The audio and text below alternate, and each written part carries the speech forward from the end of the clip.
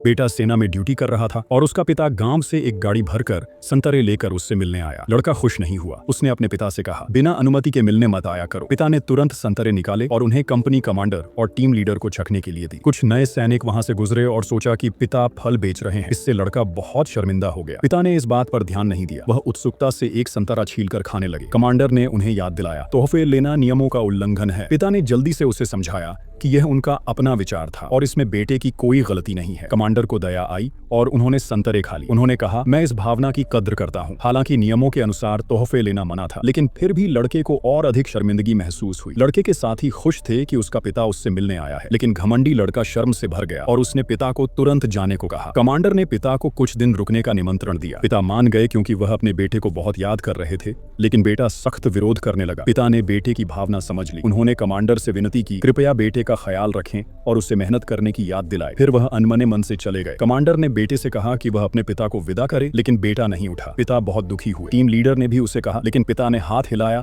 और गाड़ी लेकर चले गए। दोपहर के भोजन पर लड़के के साथियों को पिता का व्यवहार देखकर बहुत भावुकता महसूस हुई। उन्होंने पूछा, तुमने अपने पिता को खाने में क्यों नहीं बुलाया? लड़के ने कहा, पिता को घर पर जरूरी काम था। यह सुनकर साथी सैनिकों को अफसोस हुआ। उन्होंने कहा, पिता इतने दूर से आए थे, यह उनके लिए बहुत कठिन था। यह सुनकर लड़के को अपराध बोध हुआ।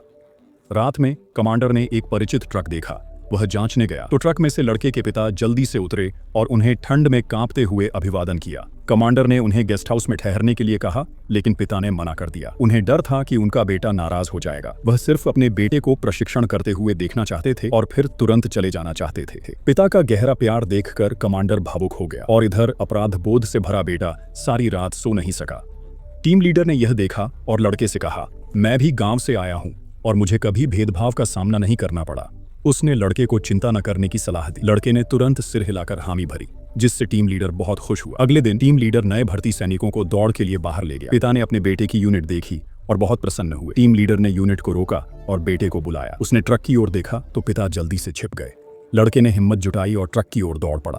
उसने देखा कि उसके पिता छिपकर उसे देख रहे हैं। लड़का बहुत पछताया, लेकिन पिता खुश थे और महसूस कर रहे थे कि उनका बेटा उनका गर्व है।